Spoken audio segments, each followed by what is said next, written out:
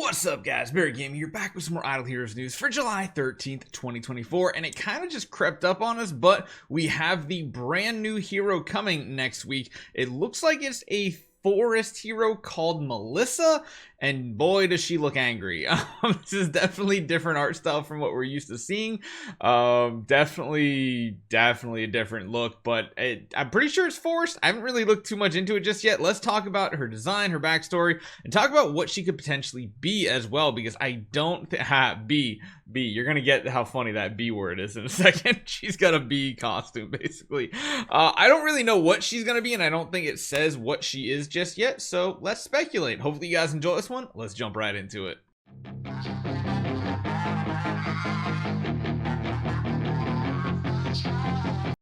Okay, let's start off as always with the English behind the design, Melissa. Very plain name to have, considering we have heroes like Alakita and then Melissa. Next, we're gonna have John. Melissa's prototype is a charming little bee. Thus, we completely reference the bee aspects in the design of her headgear, her clothes, and the round bee hat on her head, fuzzy garments, translucent wings. Yes, she has wings. And the traditional brown and yellow hue of bees are all characteristics of her as a bee. I mean, like, she's got like purple and stuff. Like, I maybe this is like the 10-star version, but I'm not getting the bee feeling, because all I see is purple, orange, brown, and yellow, and that, I mean, that kind of like yells more like a hornet than a bee personally, but okay. Melissa's backstory describes her as a protector of the old woodlands. So yeah, I mean, everything's green on here. She should be a forest hero. She is not only required to harvest nectar every day, but she is also responsible for the elixir flowers in the old woodland.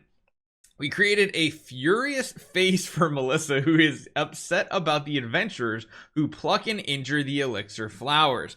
The character's personality is clearly shown by the hands on her hips.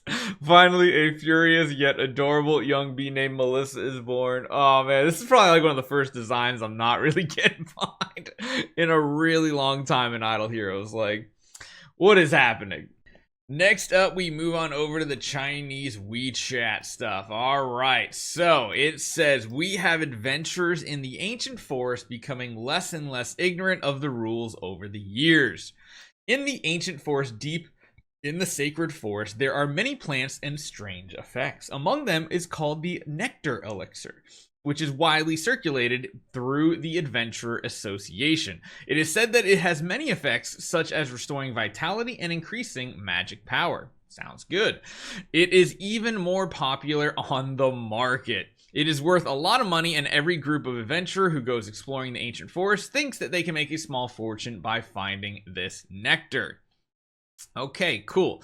However, this behavior caused dissatisfaction, dissatisfaction? Yeah, I get dissatisfied. Sure. The indigenous people of the ancient forest, because improper collection of this nectar will cause serious damage to the flowers. Melissa and the other residents of the ancient forest also need this nectar as nourishment, and the adventurers who come often don't know how to collect it correctly and therefore are damaging everything. The adventurers who later returned from the ancient forest would say, if you want nectar elixir, it is best to go during a specific season, and do not ask for too much. Otherwise, it will arouse the anger of the ancient forest guardian. Angry, you will be in trouble. I mean, okay. This, like I said, this one I'm not feeling too much. So it basically says the design of Melissa is a cute little bee, so we fully reference bee elements in her design, her headwear, clothing, the round bee hat. I mean, maybe that's why they kind of made her a little more round and plump. And all of her expressions are characteristic of a bee. Her background story, of course, is leading her to be the guardian of the ancient forest. She not only has to pick the nectar herself, but also protect it from those adventurers trying to pick it incorrectly. Therefore, she treats the adventurers who come picking the elixirs as enemies. She is very angry, so we made an angry expression with her hands on her hips, very unhappy, with fully expressed the character personality traits. Finally, Melissa, an angry cute bee, was born. And I did get a decently cut out image, I feel like, although now that I look at it, I missed a little dot up here, and that's gonna drive me crazy. I missed one pixel basically. But yeah, so like she's kind of got like this bee on her head, but like She's just wearing a hat. I guess she is a fairy because she does have like actual wings on this character design. I don't know how I feel about it. I don't know. I mean, maybe like one of the colors is like purely like black and white, but this one just does, at least not for like what we know B as. This one's just not hitting it for me. But the question is, what is she even going to be besides a B? So if we look at the current Forest faction, we've had what? We've had Assassin, we've had Ranger, right? Yeah, Freya's a Ranger, Warrior, Mage, another Ranger, another Assassin. Yeah, like we're heavily due for a Priest, right? We've had 2 Assassins, 2 Rangers, a Mage, a Warrior. Yeah, we're definitely due for a Priest because before even Olivia, last thing we had was Vesa, right? None of you are priests, so I would probably say this heavily makes me think it's going to be a support hero. And I don't know about support heroes as of late. Like, anytime they make a support hero, they're like less than great. And honestly, we haven't had that many support heroes recently. Like, most are offensive. The last one was like, what? Elena? Really? I think Elena? Which leads me to believe that, what's the last true support hero we had here? That was, well, I should say priest hero.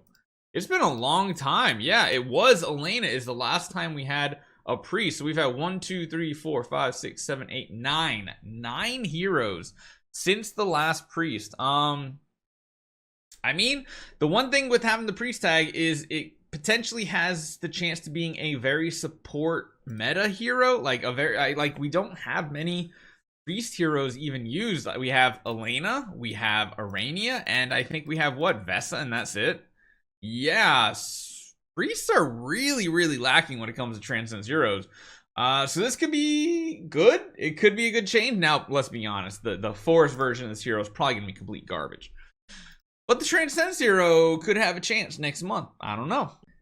Now, speaking of a new hero, I kind of had a cool idea that I'm thinking about making a video after this one here. Probably come out tomorrow. What do you guys think? What do you guys actually think idle heroes would be like if they didn't release Transcendence heroes? Or what if you didn't have a limit of a single Transcendence hero in a lineup? There's a lot of what ifs that could always potentially happen as well.